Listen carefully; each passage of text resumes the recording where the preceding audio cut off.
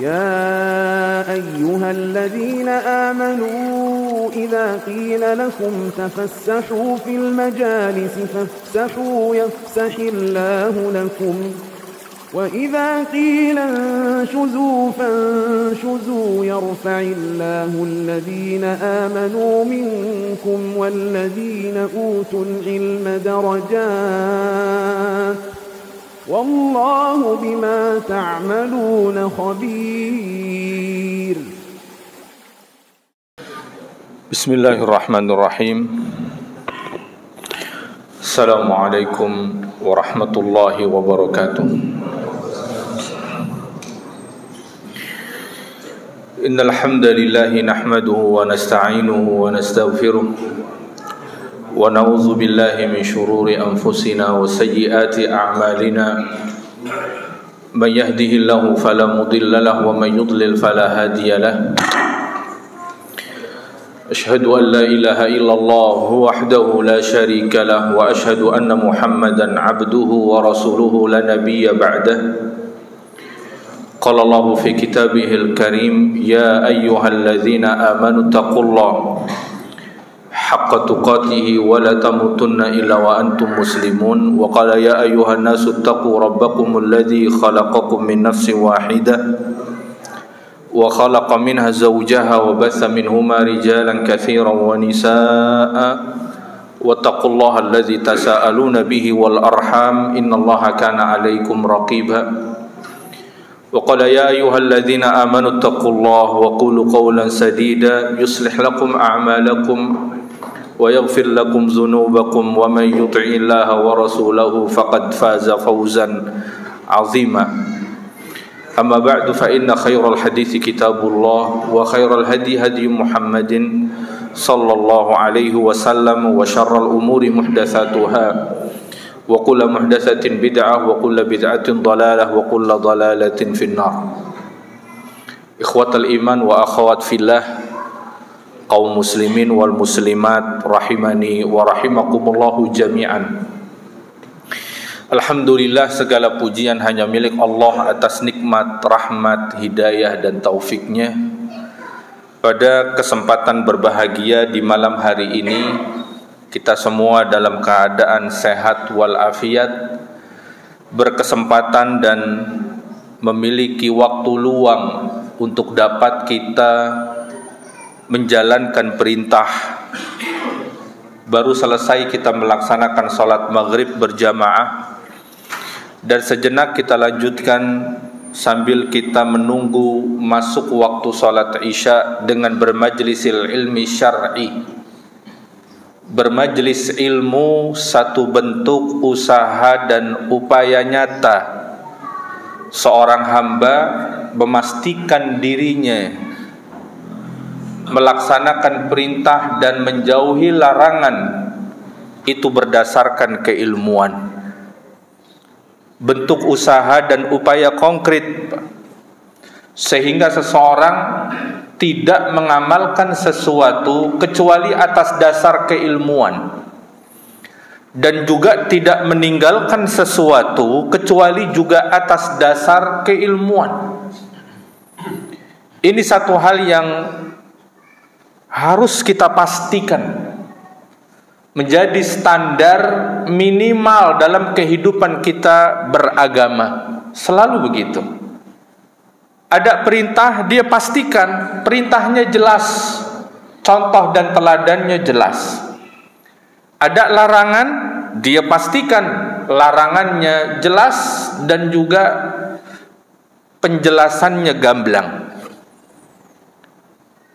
Bukan hanya kerja cerdas menjadi tuntutan Pak hari ini. Di tengah ketidakpastian, apakah domestik, global, internasional, kerja cerdas menjadi tuntutan. Bagaimana kerja itu efektif, efisien, dan memiliki dampak yang signifikan di tengah keterbatasan. Itu mungkin barangkali yang disebut dengan kerja cerdas. Sehingga dia mampu bertahan di tengah ketidakpastian, mampu survive di tengah keterbatasan. Begitu hal juga dengan ibadah. Ibadah cerdas itu juga menjadi tuntutan. Bukan hanya kerja cerdas, tapi ibadah cerdas pun menjadi tuntutan. Di tengah keterbatasan, tentu mendasari segala sesuatu yang dia kerjakan dan yang dia tinggalkan di atas keilmuan jelas, itu yang namanya kerja cerdas. Ditambah di tengah keterbatasan, waktu yang ada, waktu yang tersisa, kesibukan yang menyibukkan, dan keterbatasan kemampuan. Keterbatasan kemampuan kita, maka diperlukan yang namanya ibadah cerdas. Ada satu ungkapan orang, kalau mau masuk surga ya banyak beramal. Pertanyaannya, bisa nggak sedikit beramal tapi masuk surga? Itu yang namanya efisien dan efektif. Pertanyaannya, bisa nggak orang sedikit beramal tapi tetap masuk surga? Jawabannya bisa. Nggak mesti mereka yang banyak beramal masuk surga, yang sedikit beramal pun dia dapat masuk surga. Ini yang disebut dengan ibadah cerdas, Pak. Efisien, efektif, dampaknya signifikan. Siklus seorang mukmin, siklus kehidupan seorang mukmin kan itu. Menjalankan perintah, meninggalkan larangan, dan dia diganjar masuk surga, kan sudah selesailah siklusnya. Itulah siklus sederhana seorang mukmin. Bagaimana dia sebagai seorang hamba mengabdikan diri kepada Rabb-nya, menjalankan perintah, meninggalkan larangan, mati masuk surga, kan begitu. Ya. Di tengah serba keterbatasan, kemampuan kita beramal itu terbatas betul, Pak. Kita harus akui kita bukan orang yang kuat banyak beramal. Sholat malam nggak sampai berjam-jam, Pak. Terkadang satu rakaat di penghujung sepertiga malam terakhir itu udah top itu, begitu dia istiqomah. Satu rakaat bisa konsisten aja udah top. Yeah. Berpuasa sunnah pada setiap waktunya, bisa konsisten, Senin Kemis aja udah luar biasa. Ya. Jadi memanglah itu keadaan diri kita. Maka di tengah sempitnya waktu dan kesempatan, kemampuan yang terbatas, maka diperlukan yang namanya kerja cerdas atau ibadah cerdas. Amal yang dikerjakan nggak banyak, tapi tetap bisa membawa seorang hamba ke dalam surga. Apa ada amalan seperti itu? Banyak, Pak. Ternyata syariat mengakomodir orang-orang yang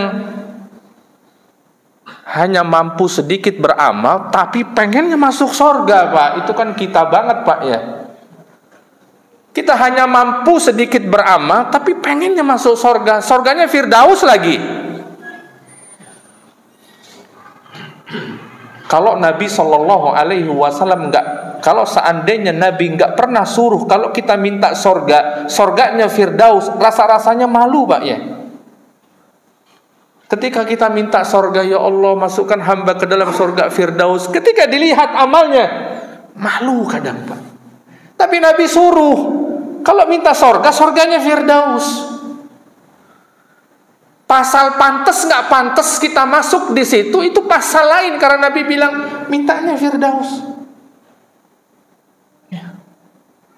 Karena memang kalau ngikutin perasaan, memang rasa-rasanya nggak pantas, Pak. Kita masuk ke dalam surga Firdaus, rasa-rasanya memang nggak pantas dengan amalan yang seperti ini. Apalagi kalau kita melihat amalan para sahabat Nabi SAW, langsung minder, Pak. List amalan sahabat, list amalan kita, langsung minder, Pak. Kayak gini mintanya surga Firdaus. Tapi Nabi suruh, ya sudah kita minta surga Firdaus. Kalaupun meleset, minimal kan nggak masuk neraka, Pak, ya, waliyazubillah. Tapi kalau mintanya surga yang paling rendah, kalau meleset kemana coba Pak? Kalau mintanya surga yang paling bawah, khawatirnya kalau meleset masuknya ke neraka. Tapi kalau minta surga Firdaus, ya kalaupun meleset nggak jauh, mudah-mudahan, kan begitu Pak harapannya. Ya, jadi kalau kita punya cita-cita, ya gantungkan setinggi langit. Peribahasa kan bilang begitu. Termasuk Nabi mengajarkan hal itu. Kalau minta surga, jangan malu-malu. Mintanya Firdaus yang isinya para nabi, siddiqin, wasyuhada, wasalihin. Meskipun kita melihat diri kita nggak ada pantas-pantasnya Pak. Kita mau masuk kategori apa coba? Nabi bukan. Jelas dah situ. Langsung dicontreng Pak ya. Kita nabi bukan. Ya, syuhada enggak juga. Jauh Ustaz, Gaza. Dulu di Ambon enggak berangkat juga, dekat. Kalau sekarang Palestina, jauh Ustaz, Gaza. Dulu pas di Ambon Poso enggak berangkat juga Pak, dekat naik kapal doang katanya. Ya. Dibilang syuhada enggak juga. Siddiqin ya kadang jujur, kadang enggak. Wasolihin ya adalah peluang disolihin, meskipun juga ya angot-angotan kan begitu ya. Jadi mau masuk lewat mana ini kurang pantas semua ya. Akan tetapi begitulah Nabi katakan, mintalah surga Firdaus. Ya udah, atas bentuk ketaatan kita kepada Nabi SAW, ya kita berusaha masuknya ke sana. Para hadirin rahimani wa rahimakumullahu jami'an. Ada sebuah hadis yang diriwayatkan oleh sahabat Nabi sallallahu alaihi wasallam, saya lupa perawinya. Hadisnya sahih. Datang seorang Arab Badui kepada Nabi sallallahu alaihi wasallam dan bertanya kepada Nabi sallallahu alaihi wasallam tentang sebuah perkara.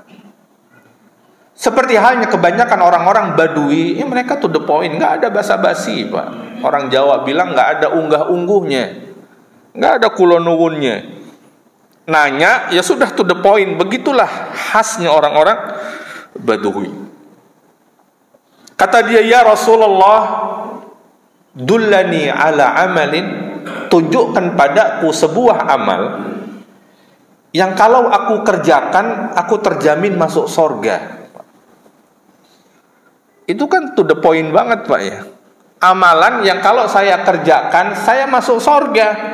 Memang begitulah simpelnya siklus kehidupan seorang mukmin, melakukan amalan perintah, di akhirat dia masuk surga. Emang mau kemana lagi kita sebagai seorang mukmin Pak? Kampung halaman, tempat kembali kita ya ke sana. Ya, sebagaimana dahulu diciptakan bapak kita Adam alaihi salam ya di surga. Dan itulah tempat kembali kita selama-lamanya. Ya. Kemudian Nabi sallallahu alaihi wasallam menjawab pertanyaannya. Kata Nabi SAW, ta'budullah wa la tusyriku bihi syai'an. Sembahlah Allah dan jangan campur aduk sesembahan kepada Allah dengan kesyirikan. Jangan dicampur aduk Pak. Ya. Kalau sujud di kaki berhala, itu bukan campur aduk lagi Pak, udah kafir itu. Ini mencampur aduk, boleh jadi ibadahnya kepada Allah dia lebih dominan, kesyirikannya hanya sedikit tapi dicampur. Kadar syiriknya tidak lebih banyak, atau bahkan kadar syiriknya nggak banyak, dicampur dengan tauhid, itu merusak semuanya Pak ya. Jadi mencampur aduk itu nggak boleh. Apalagi jika 50-50 tuh, 50% tauhidnya, 50% syiriknya. Maka kata Nabi SAW, fokus engkau sembah Allah dan jangan campur aduk dengan kesyirikan sedikit pun. Sebab yang namanya dosa syirik ini menghancurkan Pak ya, punya dampak destruktif dan sistematis Pak. Dia merusak semuanya sampai akar-akarnya. Sejelek-jelek dosa maling, zina, korupsi, Pak, itu dosa tidak menggugurkan pahala sholatnya, Pak ya. Ada koruptor, dia rajin sholat, Pak. Meski dia korupsi, pahala sholatnya itu nggak gugur karena perbuatan maksiatnya. Ada orang rajin sholat, Pak, berzina dia, selingkuhlah dia, rajin sholat, rajin puasa, bahkan kadang dipanggil Pak Haji, Pak ya, karena sudah haji di Indonesia kan begitu. Asal udah haji panggil Pak Haji, udah haji, Pak. Sejelek-jeleknya dosa zina, itu dosa tidak menggugurkan pahala ibadah lainnya. Tapi jangan coba-coba dengan syirik. Syirik ini yang dianggap sepele oleh kebanyakan manusia, tapi dia bisa menggugurkan semuanya, Pak. Meski dosanya nggak ada hubungan dengan sholatnya, Pak. Ini orang dosa, contoh dia ke makam keramat, dia minta ke penghuni makam keramat. Ini kan jenis dosanya syirik, tapi kan nggak ada hubungan sama sholat. Karena yang dia lakukan meminta kepada selain Allah, nggak ada hubungan sama sholat, tapi menggugurkan pahala sholatnya. Nggak ada hubungan dengan ibadah haji, tapi menggugurkan pahala hajinya. Nggak ada hubungannya dengan puasa, tapi menggugurkan semua pahala puasanya. Ibarat orang bilang dienolkan, Pak, diputihkan. Kalau pemutihan pajak mah seneng, Pak ya. Kemarin sempat rame, Samsat sampai ngantri, Pak. Pemutihan pajak yang dibayar pajak tahun itu aja, orang seneng, Pak. Ini diputihkan catatan amal kebajikannya hanya karena sebuah perbuatan syirik, Pak. Dienolkan, diputihkan. Ibadah sholat yang dia kumpulkan sedikit demi sedikit dienolkan. Ibadah haji yang menuntut effort besar dienolkan. Itu jeleknya dosa syirik, Pak. Ustaz, apakah ketika dia bertaubat itu catatan amalnya dikembalikan seperti semula? Kayak komputer, Pak, Ctrl Z, lagi ngetik file kita hilang semua, kita Ctrl Z kan balik lagi filenya. Bisa nggak begitu? Enggak, Pak, dia nolkan. Hatta dia bertaubat, Allah nggak kembalikan apa yang sudah dihapus, ya, karena perbuatannya sendiri, karena ulahnya sendiri. Hanya saja dia mendapatkan pahala dari taubatnya tentu, tapi dia mulai dari nol lagi. Dia mulai dari nol lagi. Ya. Ini rusaknya dosa syirik. Kalau kita fokus dalam hal ini, kata Nabi SAW, ta'budullah wa la tusyriku bihi syai'an. Kita fokus nih. Gimana kita memastikan ibadah kita kepada Allah murni? Bicara ibadah kan luas, Pak ya. Menyembelih, bernazar, bersumpah, kemudian ya minta pertolongan. Kan luas kalau kita bicara ibadah. Dia memastikan itu murni, tidak tercampur sedikit pun dengan perbuatan syirik. Yang kedua kata Nabi, wa taqumus salatal mafruḍah. Menunaikan salat 5 waktu yang wajib. Wa tu'adduz zakat wa tu'addiz zakatal mafruḍah. Menunaikan zakat yang fardu. Wa tasumu Ramadan, kata Nabi SAW, dan puasa Ramadan. Baru disebut 4 sama Nabi SAW. Badui tadi mengatakan, demi Allah saya nggak bakal tambah sedikit pun apa yang tadi Nabi sampaikan. Kemudian dia pulang.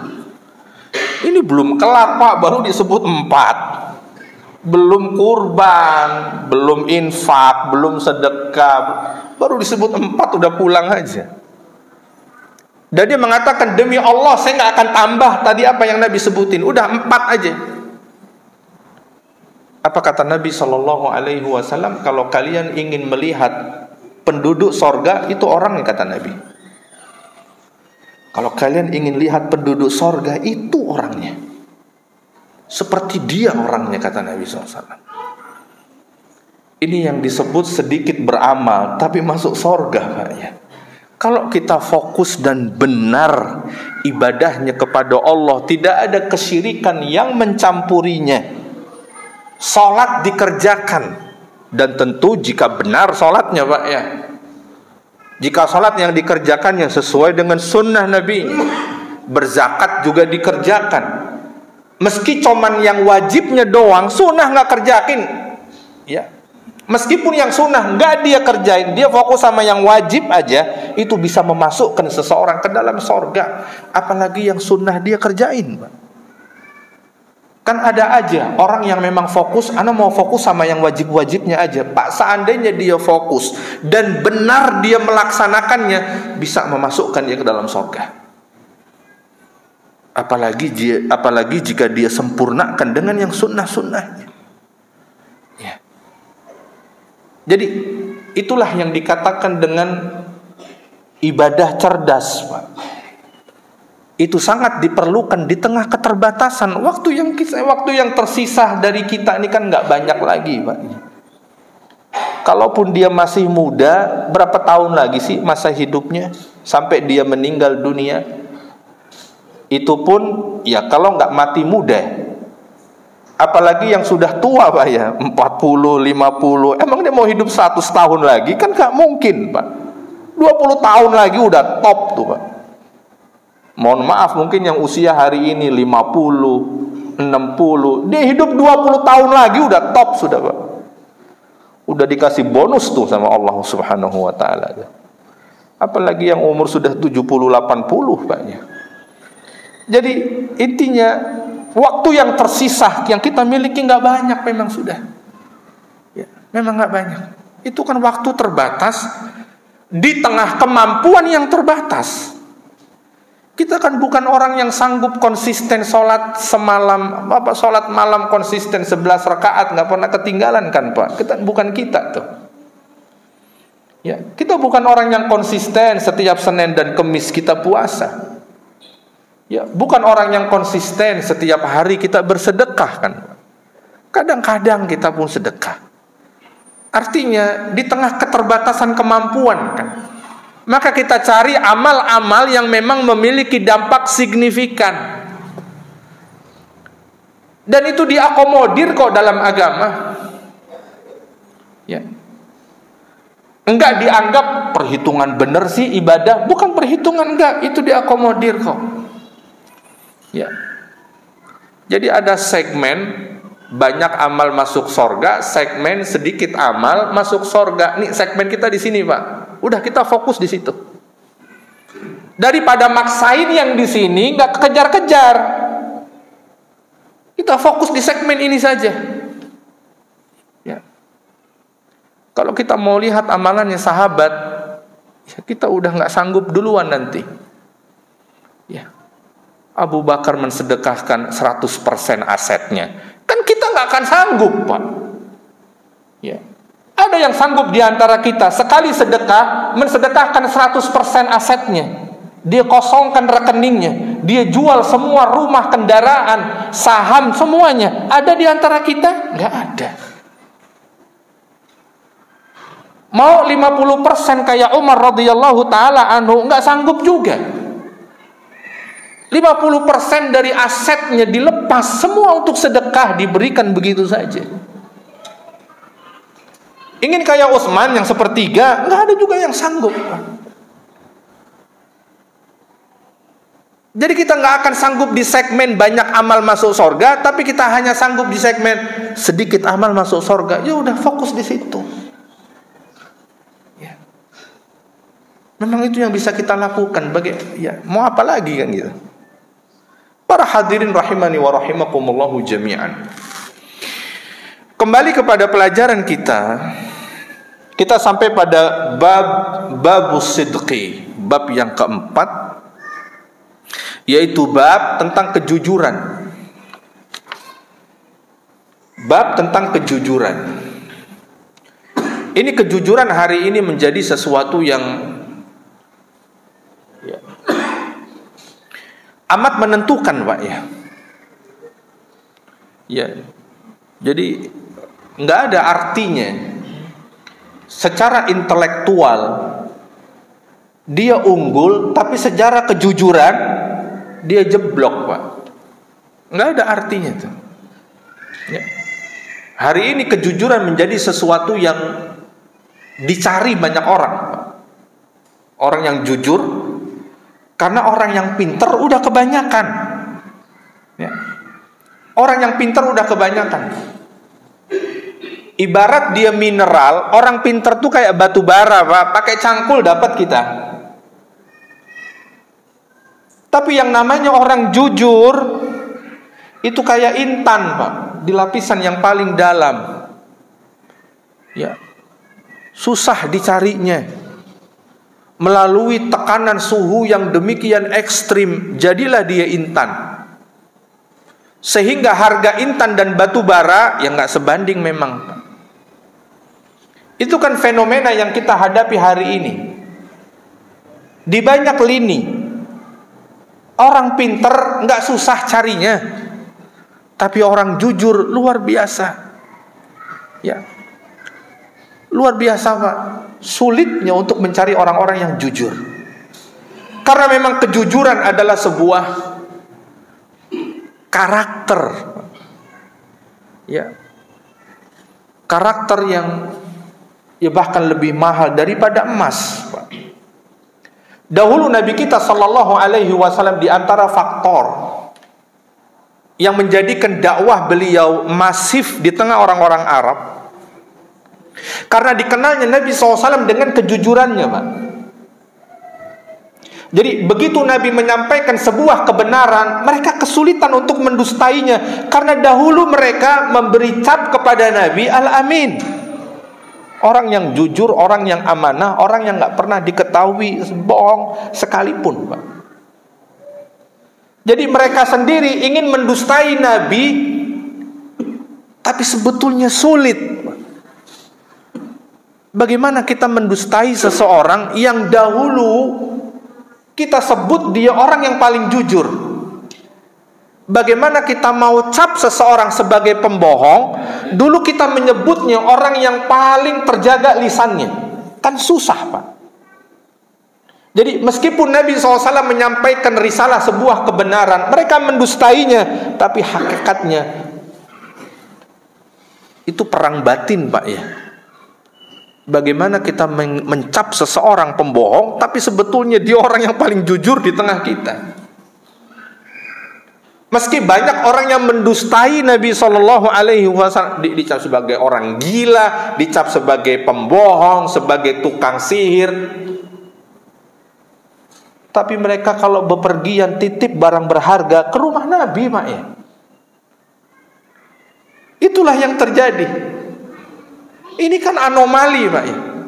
Ketika Nabi Shallallahu Alaihi Wasallam mengumumkan risalah, mengumumkan kenabian, orang berbondong-bondong mendustainya, mengatakan Nabi pembohong lah, orang gila lah, tukang sihir lah, orang pendongeng. Berbagai macam tuduhan dialamatkan kepada Nabi SAW. Tapi kalau mereka punya hajat, bepergian jauh dan waktunya lama, itu barang berharga mereka dititipkan ke rumahnya Nabi SAW. Makanya di antara hal yang atau faktor yang menjadikan Nabi agak tertunda untuk hijrah, Pak, banyak barang titipan orang-orang Quraisy, barang berharga, ya, logam mulia, harta, itu dititipkan ke rumah Nabi. Nabi berusaha mengembalikannya satu persatu. Ya, Nabi kembalikan semua. Nabi mau hijrah, Nabi mau meninggalkan kota Makkah. Sedangkan banyak titipan penduduk Quraisy di rumah beliau.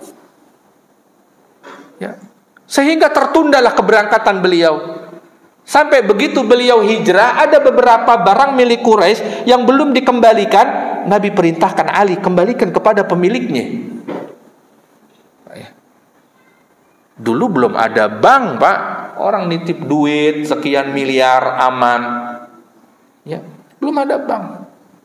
Maka yang mereka lakukan adalah mencari orang-orang yang memang dikenal sangat amanah, tidak melakukan kecurangan sedikit pun, dititipkanlah harta-harta benda mereka.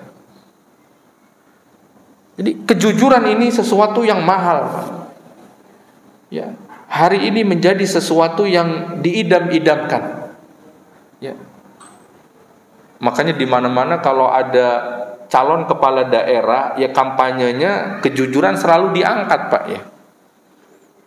Kejujuran pemimpin selalu diangkat.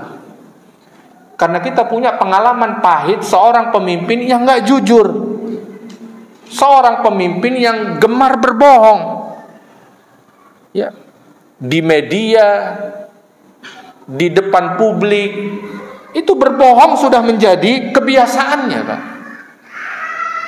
Dan kita perhatikan seolah nggak ada rasa malu lagi dia berbohong.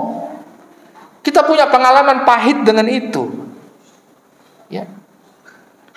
Sehingga ya kampanye di mana-mana yang diangkat adalah isu tentang kejujuran, ya, isu tentang kejujuran. Para hadirin rahimani wa rahimakumullahu jami'an. Hadis yang pertama an Ibnu Mas'ud radhiyallahu anhu anin Nabi sallallahu alaihi wasallam qala inna sidqa yahdi ilal birri wa innal birra yahdi ilal jannah. Dari sahabat Abdullah bin Mas'ud radhiyallahu anhu dari Nabi SAW bersabda, sesungguhnya kejujuran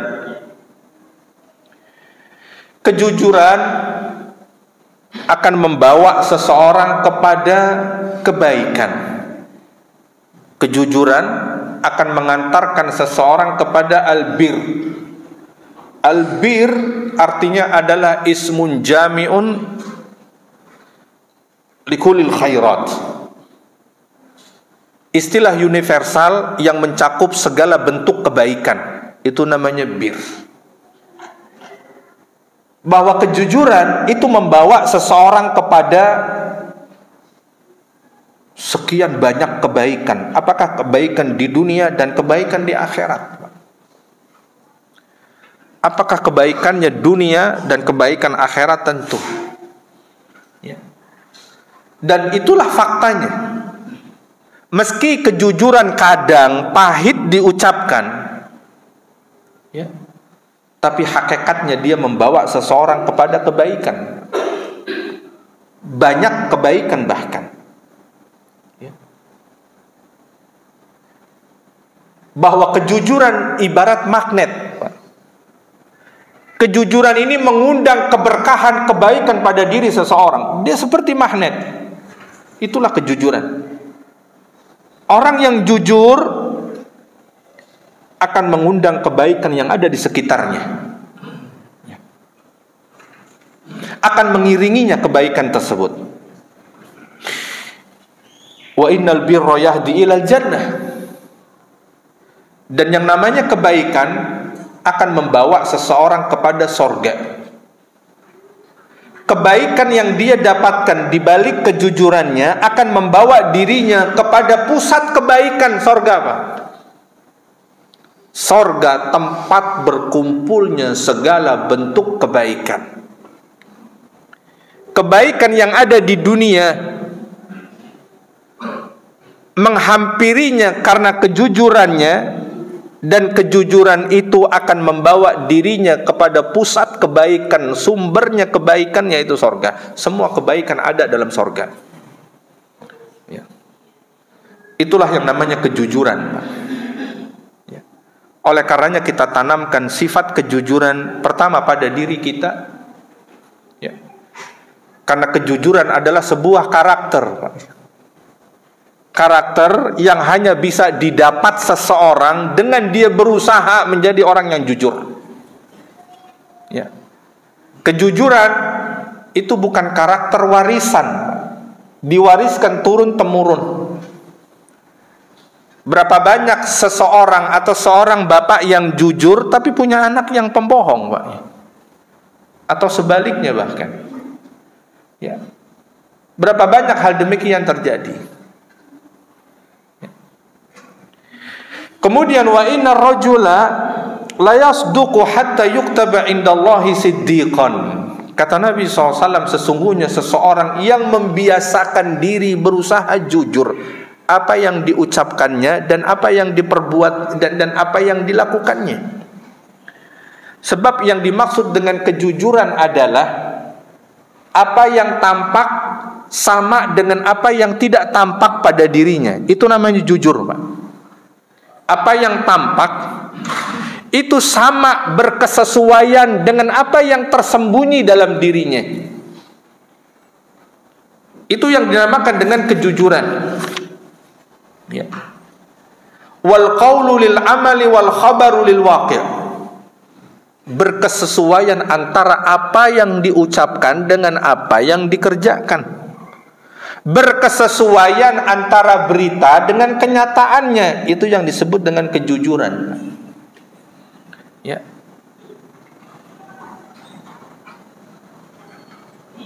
Maka kata Nabi SAW, sesungguhnya seseorang yang berusaha selalu jujur dalam ucapan dan perbuatannya,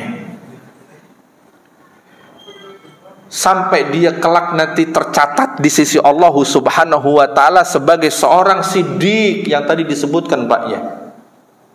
Mereka tempatnya bersama-sama dengan para nabi, syuhada dan solihin, Pak, di Jannatul Firdaus. Ya.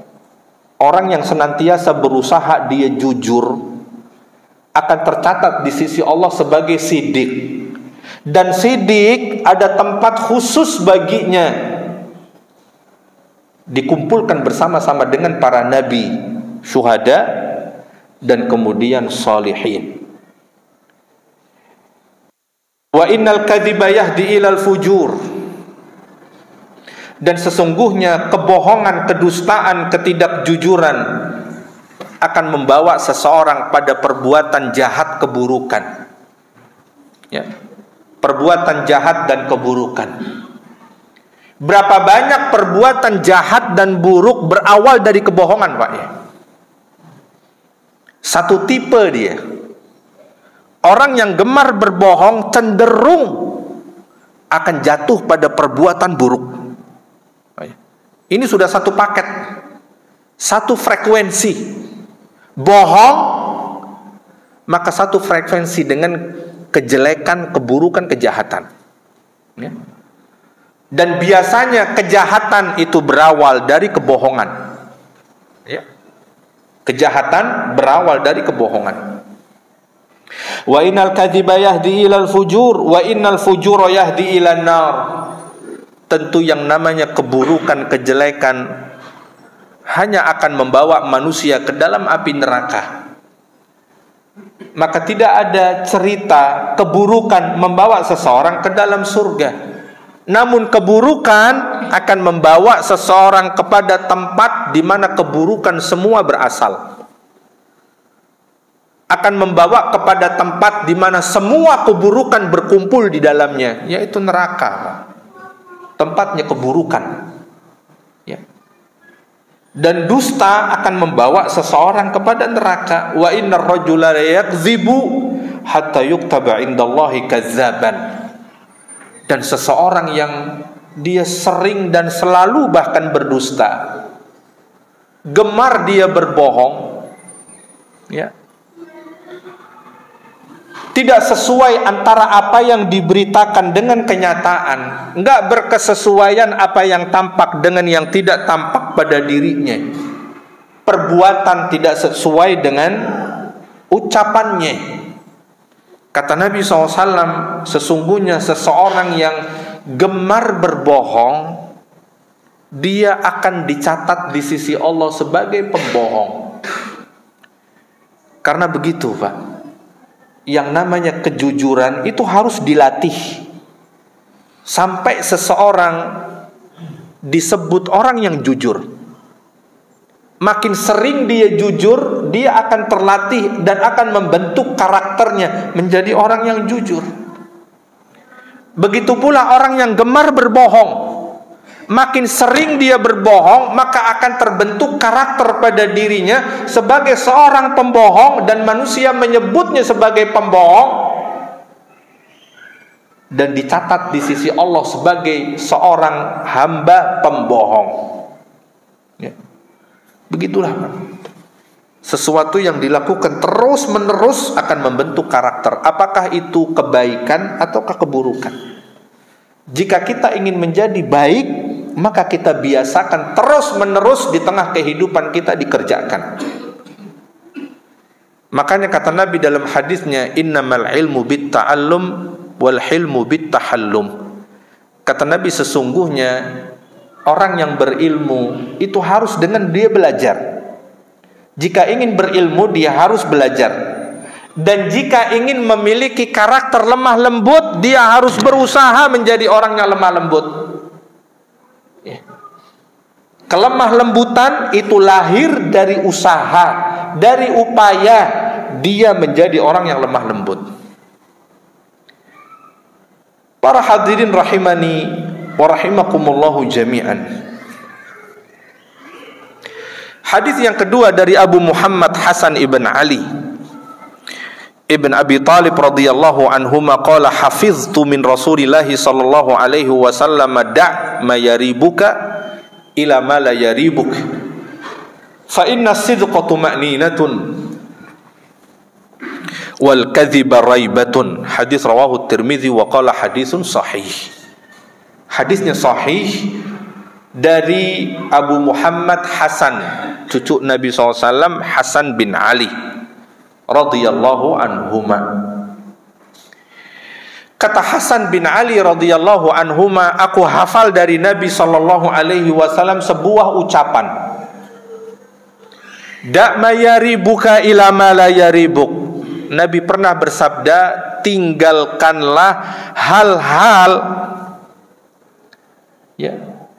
yang meragukanmu kepada hal-hal yang tidak meragukan. Tinggalkan hal-hal yang meragukan dan pergilah kepada hal yang meyakinkan. Hal-hal yang kita ragu dengannya jangan kita coba-coba, Pak, ya. Karena perkara yang kita ragukan bisa benar, kita nggak tahu kadar kebenarannya berapa persen, tapi bisa juga salah. Yang kita tidak tahu kadar kesalahannya berapa persen. Maka hal-hal di hadapan kita yang meragukan, udah, sebagai seorang mukmin harus ada sifat wara', ada sifat takwa, Pak, ya. Ada sifat takut dalam dirinya. Saya ragu nih. Bisa dia tinggalkan atau dia bisa bertanya dengan orang yang mungkin dianggap mengetahui perkara itu sebelum dia lakukan. Ya. Ini menjadi prinsip, Pak. Hal-hal yang dia ragu terhadap sesuatu, dia tanya kepada orang lain untuk menghilangkan keraguannya. Ya. Jika tidak ada orang yang bisa ditanya, lebih baik dia tinggalkan. Itu hal yang meragukan. Ila ma la yaribuk, namun tujulah, kejarlah, ambillah hal-hal yang tidak meragukanmu. Fa inna sidqa tuma'ninah. Kata Nabi sallallahu alaihi wasallam, sesungguhnya kejujuran itu akan melahirkan ketenangan, Pak. Kalau orang-orang psikolog mengetahui seseorang jujur atau tidak, mereka tahu, Pak, ya, gelagatnya. Orang yang jujur cenderung dia lebih tenang. Ya. Tenang gesturnya, tenang kemudian intonasi suaranya, tenang ketika dia tarikan nafasnya. Orang kalau jujur, Pak, nggak ada beban. Dan itulah apa yang dikatakan, dia akan melahirkan ketenangan karena nggak ada beban dia, nggak ada yang dia sembunyikan, nggak ada rasa berdosa. Karena orang berbohong dalam hati kecilnya ada perasaan berdosa, Pak, ya. Dan dosa itu tidak melahirkan ketenangan, tapi melahirkan, ya, kegelisahan, Pak. Ya. Dan orang yang tidak tenang terkadang terbaca, kecuali mereka yang sudah pro, Pak, ya. Ya, memang sudah pembohong. Ya, di media apapun kelihatan, masya Allah, ini orang lihai bener, ya. Tenang dia ketika berbohong. Ya, bisa meyakinkan orang lain atas kebohongannya. Ini udah pro, Pak. Mungkin psikolog aja nggak bisa baca kalau orang ini lagi bohong, gitu kan? Ya, masuk gorong-gorong lah, dan sebagainya. Ya, karena sudah pro, jadi mungkin psikolog nggak bisa baca. Ini orang Tenang betul dia, ngomongnya tenang, gesturnya tenang, padahal sedang berbohong. Ya, tarikan nafasnya tenang, intonasi suaranya nggak ada sama sekali ya menandakan gelagat dia berbohong. As-sidqu tuma'ninah. Kejujuran itu melahirkan ketenangan pada jiwa, dan itu kita rasakan, Pak. Ya. Setiap kali kita melakukan kejujuran, apakah dulu ketika ditanya oleh ibu kita, kamu lakukan ini enggak? Lagi pas bohong, ada rasa bersalah, Pak. Enggak tenang dia. Ya. Tapi begitu dia jujur, pede, dia percaya diri, memang saya enggak lakukan. Enggak ada beban sama sekali. Ya. Kemudian wal kadzibu raibah, dan bohong itu melahirkan kegelisahan. Ada ketidaktenangan. Terbaca dari gesturnya. Ya. Ada yang tatapannya tidak tenang. Ya, gerak-geriknya tidak tenang. Tarikan nafasnya enggak stabil. Banyak. Ya, gelagat orang yang kalau sedang tidak jujur, ya, ada di situ kegelisahan karena rasa berdosa. Ya, karena rasa berdosa. Ya. Oleh karenanya orang yang paling tentram hidupnya orang yang paling jujur, Pak. Ya. Orang yang paling tentram hidupnya orang yang paling jujur. Ya. Kalau memang dia nggak pernah ngambil apa yang bukan haknya, dia tenang, Pak, jiwanya. Ya, tentram hidupnya. Tapi mereka yang mencuri duit orang, mengambil apa yang bukan haknya, ada ketidaktenangan dalam hidupnya. Terlihat lelah matanya. Mungkin semalaman dia nggak bisa tidur, Pak, nggak tenang dia. Takut dikejar-kejar oleh orang yang dahulu pernah dibohonginya. Ya. Para hadirin rahimani wa rahimakumullahu jami'an. Itulah tadi barangkali sudah masuk salat ya. Sudah azan? Kita azan terlebih dahulu, silakan. Alhamdulillah wassalatu wassalamu ala rasulillahi amma ba'd. Hadirin rahimani wa rahimakumullahu jami'an. Hadis yang ketiga sebagai penutup. An Abi Sufyan Sakhr ibnu Harb radhiyallahu anhu fi hadithihi tawil fi qissatihi Raql. Hadis yang ketiga diriwayatkan Abu Sufyan Ibnu Sakhr, Abu Sufyan Sakhr Ibnu Harb radhiyallahu anhu, sebelum beliau masuk Islam. Jadi pada tahun 6 Hijriah. Peristiwa ini terjadi pada tahun 6 Hijriah. Suatu ketika ya memang hubungan antara Nabi dan orang-orang Quraisy Makkah memang sudah sejak awal tidak baik, Pak, ya. Suatu ketika Abu Sufyan radhiyallahu anhu melakukan perjalanan ke ibu kotanya Romawi pada saat itu di Syam, ibu kota Romawi. Kala itu rajanya adalah Heraklius yang sedang berkuasa. Raja Romawi yang dikenal bijak, Pak, ya. Heraklius termasuk raja yang bijak. Ya. Dia berpegang teguh dengan ajaran Nasrani, ya, Romawi sebagaimana kita tahu, Pak, ya. Abu Sufyan radhiyallahu taala anhu bercerita tentang Heraklius ketika dia mengunjungi negeri Syam. Ya. Kala itu terjadilah dialog antara Abu Sufyan dan Raja Romawi, negara adidaya pada masa itu. Ya. Heraklius bertanya-tanya tentang seseorang yang mengklaim dirinya dengan kenabian. Ya. Dan Heraklius faham ciri-ciri dan tanda-tanda kenabian. Itulah yang dia pastikan kepada Abu Sufyan. Ini orang Arab ini, maksudnya Nabi Muhammad SAW, ya, apakah ada padanya kriteria ini? Dia tanyakan kepada Abu Sufyan. Karena orang-orang yang mengklaim sebagai nabi, dia harus memiliki kriteria-kriteria itu.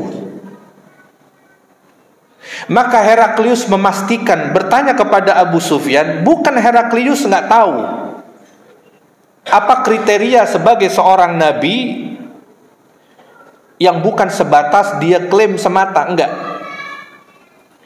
Maka Heraklius menguji Abu Sufyan. Wahai Abu Sufyan, apa yang dia perintahkan? Apa yang dia ajarkan?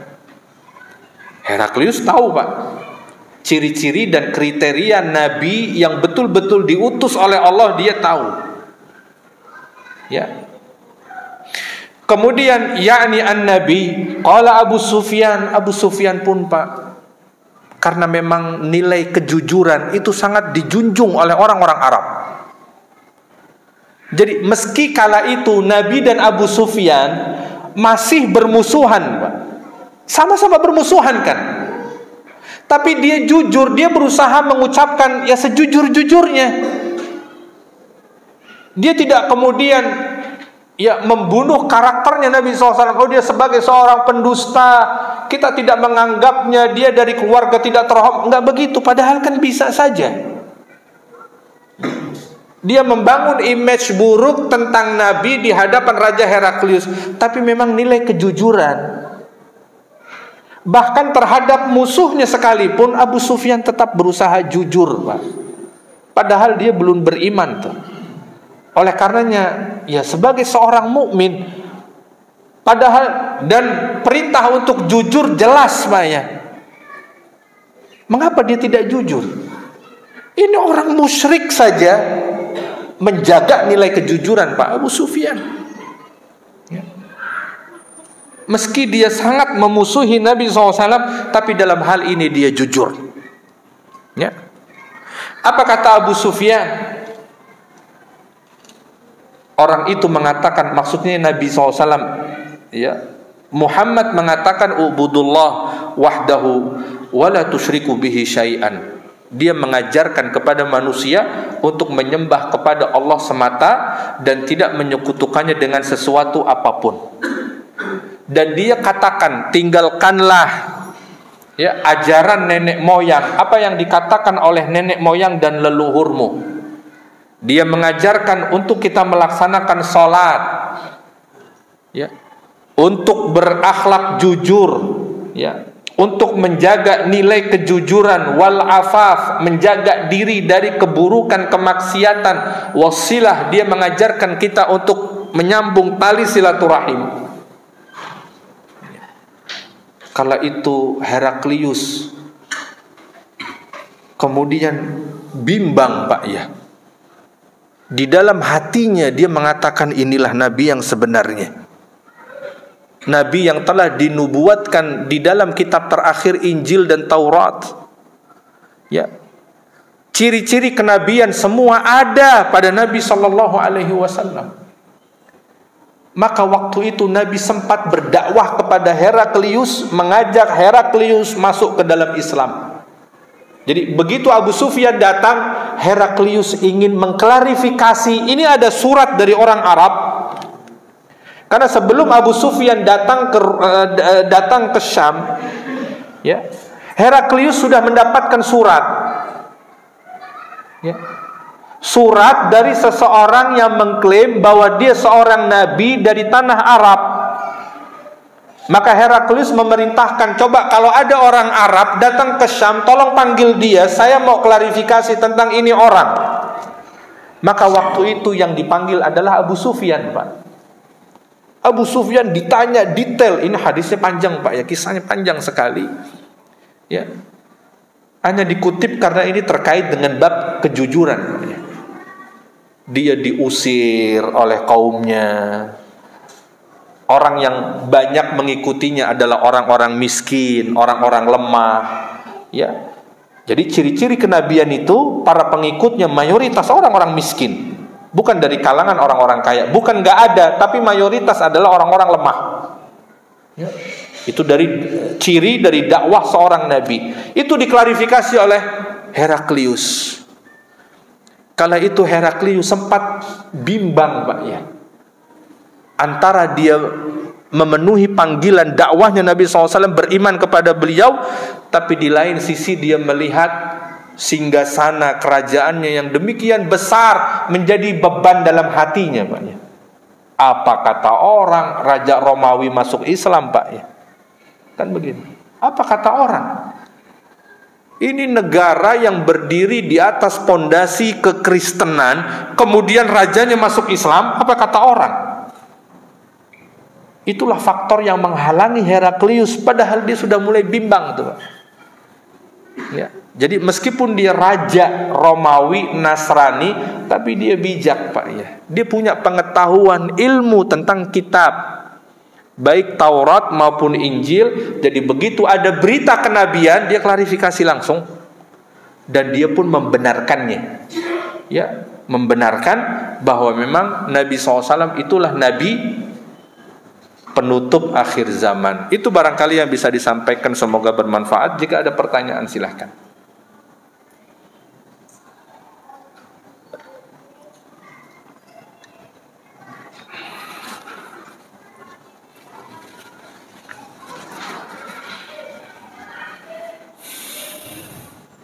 Baik, jika tidak ada, kita cukupkan. Subhanakallah bihamdika asyhadu an la ilaha illa anta astaghfiruka wa atubu ilaik.